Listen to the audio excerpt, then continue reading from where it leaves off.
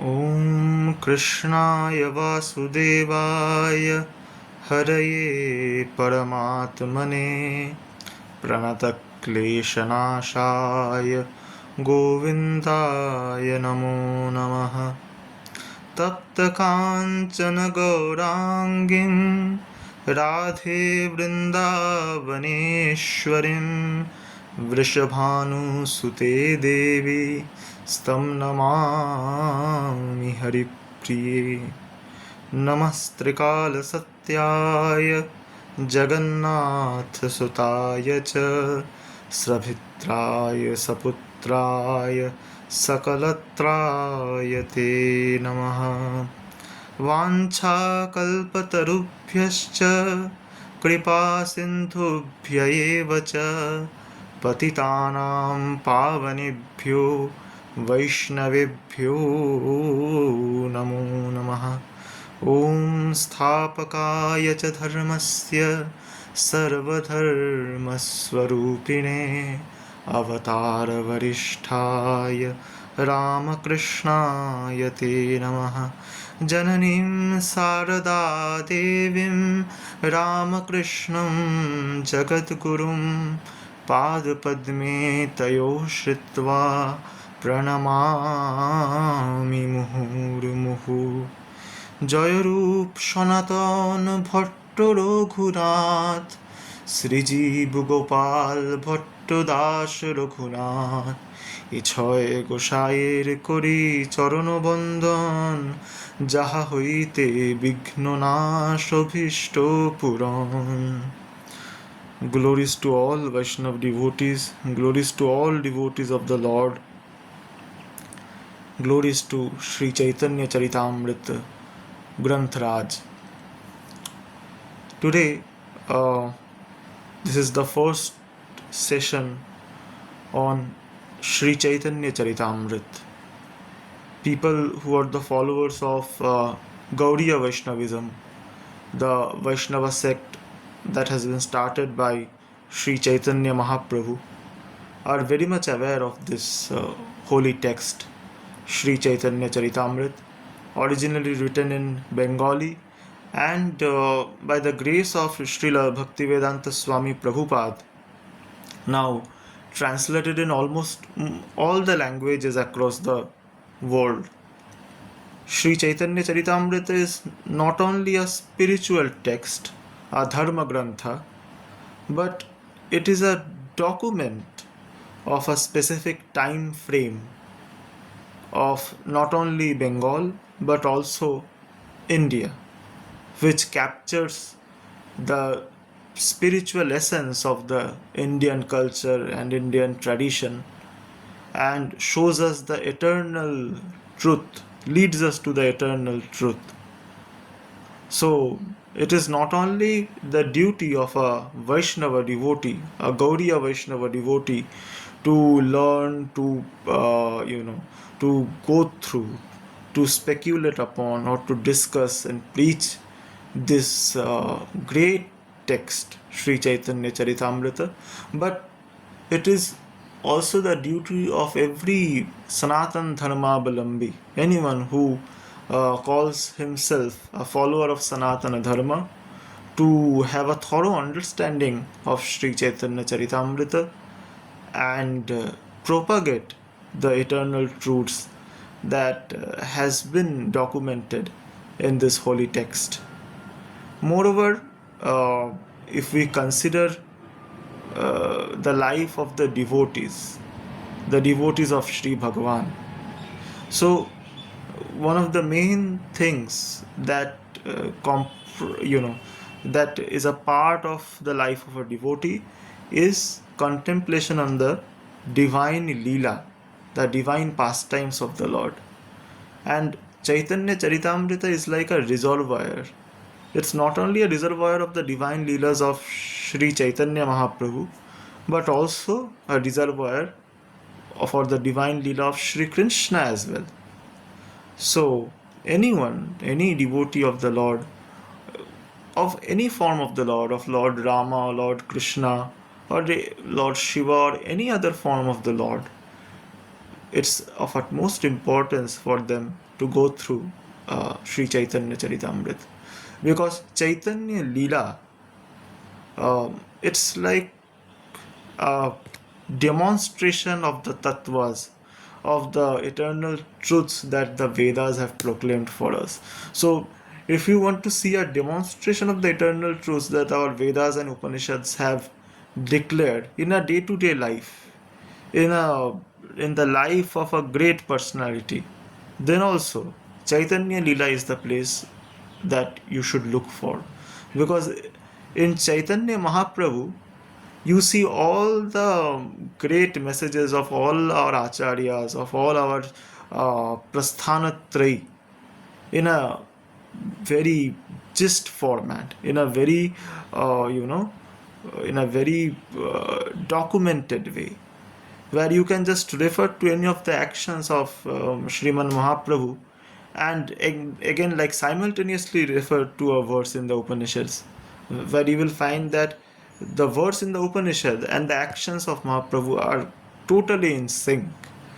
So, for any spiritual aspirant, for any Sanatan Dharmavalambi, a follower of Sanatana Dharma, for anyone who has respect, any sort of respect towards the Indian spiritual traditions, towards Indian culture and Indian heritage, the go-to book is Sri Chaitanya Charitamrita.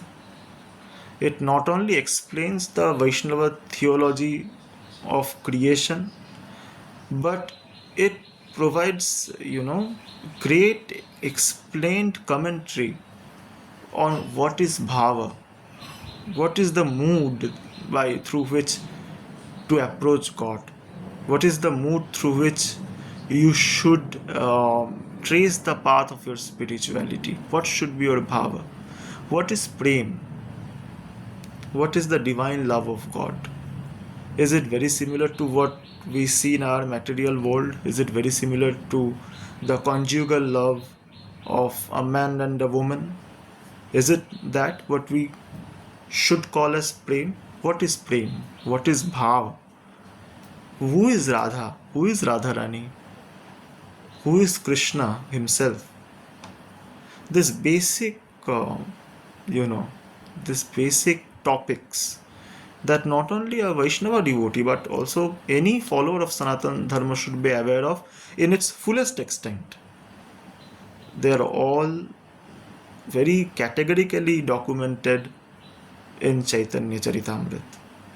So it is not only a Leela Grantha, it is not only a text which just covers the various life incidents of Sri Chaitanya Mahaprabhu. No, it is not just that. The text explains the Vaishnava theology of creation, the Vaishnava explanation of love, the Vaishnava explanation of the tattvas. What is a tattva? Anything which is eternal is tattva. So actually, nothing other than the Brahman, the God, can be tattva. But the Brahman manifests itself in various ways. So in that way, what is Krishna Tattva? What is Radha Tattva? What is Guru Tattva? What is Avatar Tattva? Everything has been documented and explained in a very explanatory way in Sri Chaitanya Charitamrita. So this is a grantha, text which is like a blessing, not only for the Hindus, but also for the whole humanity. Anyone who wants to tread the path of bhakti, anyone who wants to love God, who wants to serve God, has to come to this text, has to take shelter of this text, and has to pray to this text to reveal its eternal meanings, so that a bhakta, a practitioner, a devotee can tread the path of God realization and can be successful in his or her life. So before we go into the text itself, we should have a brief overview about the timeline, about the socio-religious environment in which, and also the historical context in which the text Sri Chaitanya Charitamrita had been written. It is not that there were no authentic biographies of Sri Chaitanya Mahaprabhu before the writing of Sri Chaitanya Charitamrita. We already had Sri Chaitanya Bhagavat, which was previously known as Sri Chaitanya Mangal, but then the name was changed to Sri Chaitanya Bhagavat by the writer himself, that is Sri Vrindavan Das Thakur. So, Sri Chaitanya Bhagavat is a detailed biography of Sri Chaitanya Mahaprabhu, especially of his Navadvip Leela, the pastimes that he, his pastimes when he was in the Navadvip Dham, which is currently in West Bengal. And it in details, it records the childhood, the adolescence, and the youth full activities of Sri Chaitanya Mahaprabhu's till taking sannyas. Sri Chaitanya Mahaprabhu took sannyas at the age of 24 at a place named Katova. The Katova is a small town in West Bengal. It is near to Navadvip itself. So he took sannyas at the age of 24. So till this sannyas Leela, it's elaborately described in Chaitanya Bhagavat. But Chaitanya Bhagavat doesn't elaborately discuss the sannyas Leela of Sriman Mahaprabhu. Mahaprabhu was there with us till the age of 48. He left his mortal frame on 1533 AD. So this last 24 years of Sriman Mahaprabhu, his pastimes, what he did, why he did it, what was his mood, what were his intentions, these things are not very much clear from Sri Chaitanya Bhagavat. So there was a gap in the biography. There was something lacking which did not provide Sri Chaitanya Bhagavat, a fullest. It did not provide Sri Chaitanya Bhagavat the degree that this is the whole and authentic biography of Sri Chaitanya Mahaprabhu. So the Vaishnavas, mainly the Vaishnavas of Vrindavan, they felt a necessity that we need a text which not only describes the pastimes of Sri Chaitanya Mahaprabhu from the very beginning till the end, but also lets us know the inner moods of Sri Chaitanya Mahaprabhu, why he is doing any certain activity, what is the agenda behind it, what is the philosophy behind it, what is the philosophy of Gaudiya Vaishnavism if it has to be put together in a single place, at one place, what should we call, what is the darshan of Sri Chaitanya, what is the darshan of the Gaudiya Vaishnavas. So all these necessities came into picture, and the person that the Vaishnavas, mainly of Vrindavan at that time, the person to whom all these Vaishnavas went to, whom they found fit to address this issue, was Sri Chaitanya's devotee, Sri Krishnadas Kaviraj. Kaviraj Goswami was already 80 up at that time. He was a quite old man who had the direct association of many devotees of Sri Chaitanya, mainly the Shara Goswamis, the 6 famous Goswamis of Vrindavan, who gave shape to the current day Vrindavan. We have to remember that 500 years ago Vrindavan was nothing but a forest. After Sri Krishna Leela, the whole place, the dham, it got covered up by jungle. There was nothing but a forest. No one knew which pastime of the Lord took place. What is the significance of the place? No one knew. It was these 6 Goswamis, the Shara Goswamis, the associates of Sri Chaitanya Mahaprabhu, who on the direct order of Sri Chaitanya Mahaprabhu came and resided in the Vrindavan forest 500 years ago. They wrote scriptures, elaborate scriptures discussing the basic tenets of bhakti, of sadhana, of prem, of rag marg. the way of, the way of devotion towards the Lord. So it was this gang of 6 Goswamis, the associates of Sri Chaitanya Mahaprabhu, who came to Vrindavan, who wrote elaborate commentaries on the various Shastras, including Srimad Bhagavatam, one of the core texts of Vaishnavas, but also provided us with like what all rituals we need to follow as a Vaishnava, what all do's and don'ts are there in a day-to-day life of a Vaishnava, or not only a Vaishnava, of a devotee. They they elaborately pointed them out. They even started deity worship.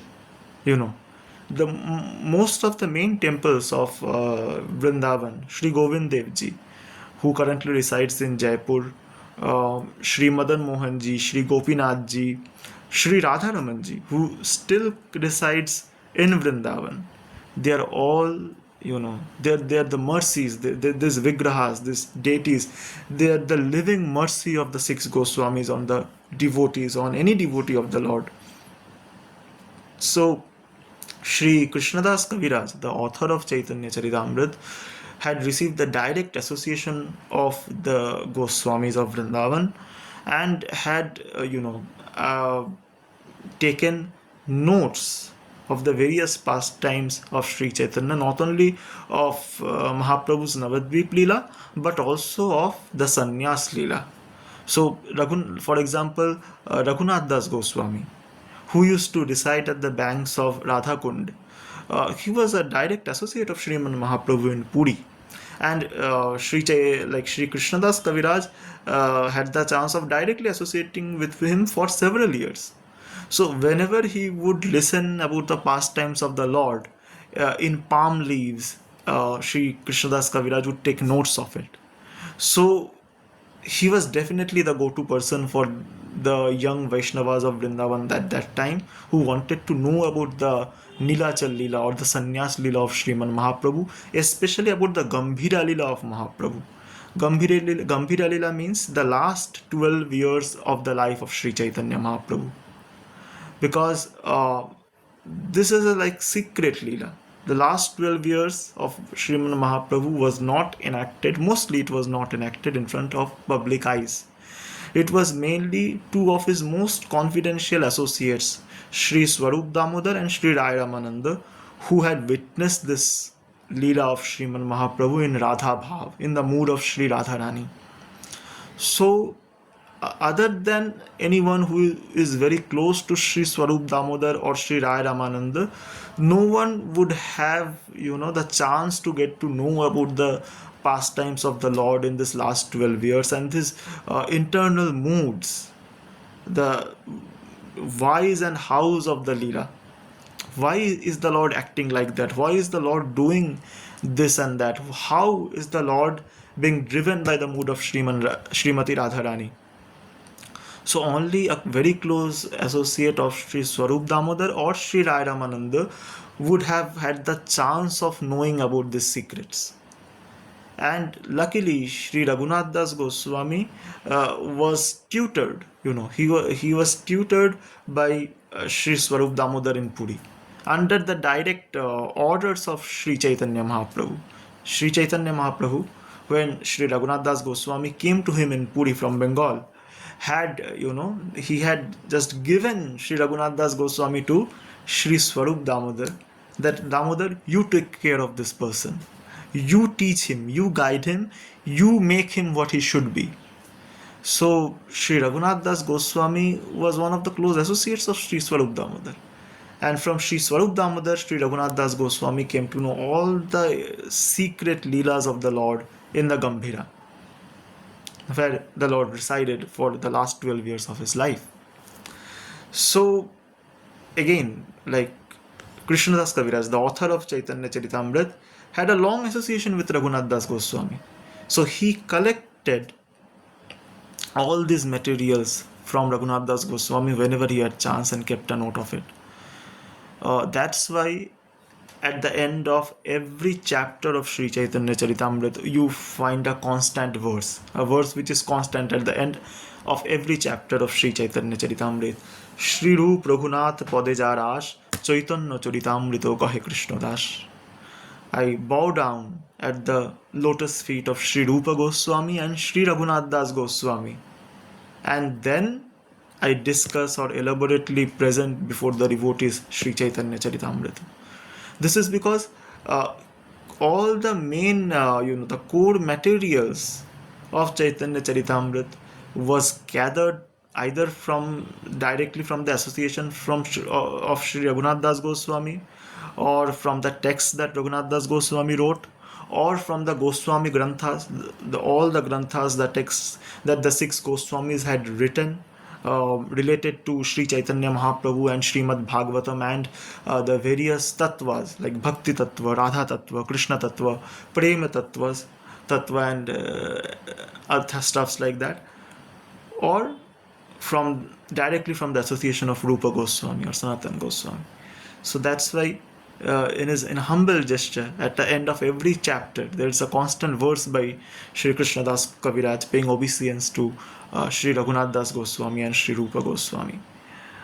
So when coming back to the topic, when the young devotees, the young Vaishnavas of Vrindavan, who had been coming from all over India to Vrindavan to lead the life of an ascetic, uh, especially they were coming from Bengal, because Bengal was the birthplace of Sri Chaitanya Mahaprabhu, and the whole movement started from Bengal and Odisha itself.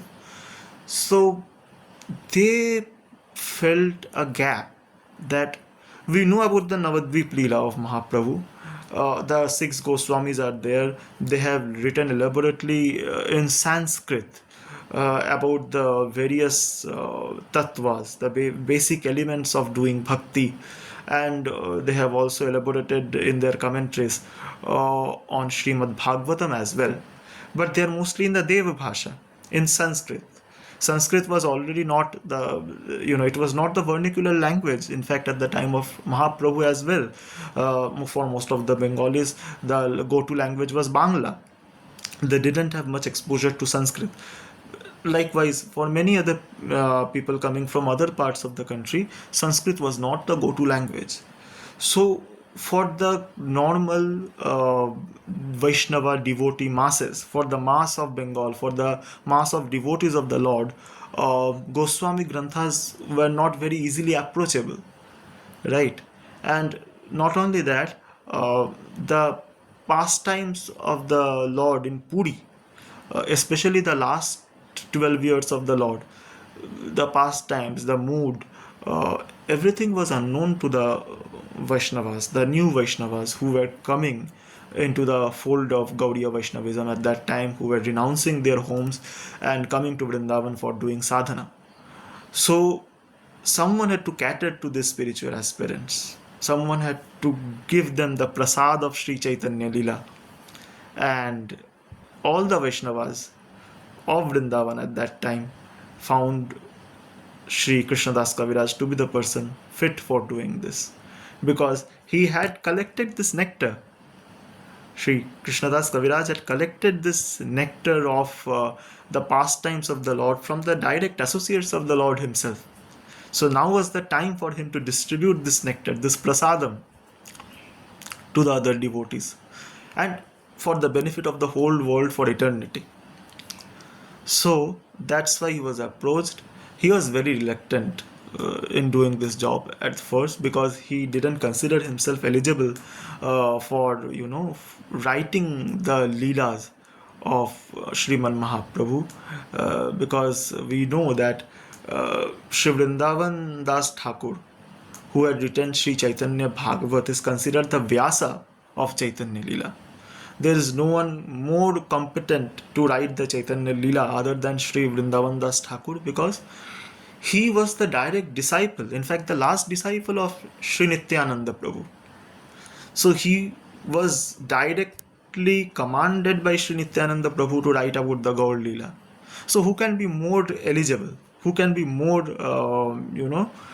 fit person to do the job? So Sri Krishnadas Kaviraj was very much reluctant to write about Sriman Mahaprabhu's pastimes, or his Gambhira Leela, or about the various tattvas and the essence of all the Goswami Granthas in vernacular language, that is Bengali, at that point of time, because he considered himself totally unfit for doing the job. But then a divine intervention happened. He was confused whether he should start writing, because if he doesn't start writing, then he will be doing offense at the lotus feet of the devotees. It would be a Vaishnava parad, that the Vaishnavas have requested him for something and he just ignores it, or he just says, oh, no, it's a Vaishnava parad. So what should he do? He was totally, confused. So then a divine intervention takes place. One day, now he is also a Vrindavan Vasi Vaishnava, a dweller of Vrindavan, and like many other devotees, Shri Gopinath, Shri Radha Govind, and Shri Radha Madan Mohan are his sarvasva, everything for him. So Shri Shri Raghunath, Shri Krishnadas Kaviraj visits one day morning the temple of Shri Radha Madan Mohanji. That is there, still there, on the banks of the Yamuna. It is the oldest temple in Vrindavan, which was, established by Shri Sanatan Goswami. Shri Radha Madan Mohanji is currently residing at, I think, Kangra in Rajasthan, if I am not wrong. But the time frame we are speaking about is before the invasion of Aurangzeb on Vrindavan. So during the invasion of Aurangzeb, all the deities, most of the deities of Vrindavan had to be shifted to Rajputana for safety. So Krishnadas Kaviraj existed before Aurangzeb's rule. So at that time, most of the deities of Vrindavan were there in Vrindavan itself. Shri Govindji, Shri Gopinathji, Shri Madan Mohanji, everyone is residing in Vrindavan. So one day, early morning, Shri Kaviraj Goswami visits Shri Radha Madan Mohanji, and as soon as he pays his obeisances in front of the Lord, one of the garlands of the Lord just falls from his neck. So in the Indian tradition, this is called Agya Pradhan, and the garland which falls from the deity's neck, just as you pay your obeisances, you have a question whether I should do it or not, or whether I should go ahead or I should restrain myself, and you visit a deity in a temple, and once you pay your obeisances, the garland, any of the garlands which is hanging on the deity's neck, falls down in response to your prayer, then it's a sign that the deity is providing a green signal to you, that he or she, the deity, wants you to proceed in your task. So it was Agya Mala, a garland of command to Shri Krishnadas Kaviraj from Shri Madan Mohanji, that yes, it is my Agya, it is my wish, it is my command that you write down the pastimes of Sri Chaitanya Mahaprabhu, especially his Gambhira Leela. You write down all the Goswami Siddhantas, the conclusions or the Shastric conclusions, the conclusions from the Shastras that the Goswamis have written in their, elaborately written in their Sanskrit texts in the vernacular Bangla language, and provide it to the masses of not only Bengal, to all the Vaishnavas around the world for eternity, for their welfare, and let you be the person giving the gift of spiritual wisdom to any spiritual aspirant in the mankind who want to reach me, who want to reach the Supreme Lord through the path of devotion. So once he received the Agya Mala, the command from the Lord himself, Sri Madan Mohanji, there was no looking back. So we have to keep in mind that Sri Chaitanya Charitamrita is not someone's,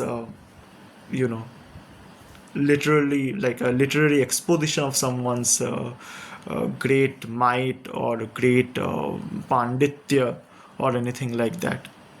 It is a prasad of the Lord, written by a true devotee of the Lord in most humble, utter humbleness, and it is a gift directly from the Lord through the hands of Sri Krishnadas Kaviraj. We will wrap up the introductory section here, and we will meet in our next video. Please like, share, and subscribe. Please spread this great work of Sri Krishnadas Kaviraj Sri Chaitanya Charitamrita to all the English speaking audience of the current times. That is my humble request. Thank you. Om Namo Bhagavate Vasudevaya.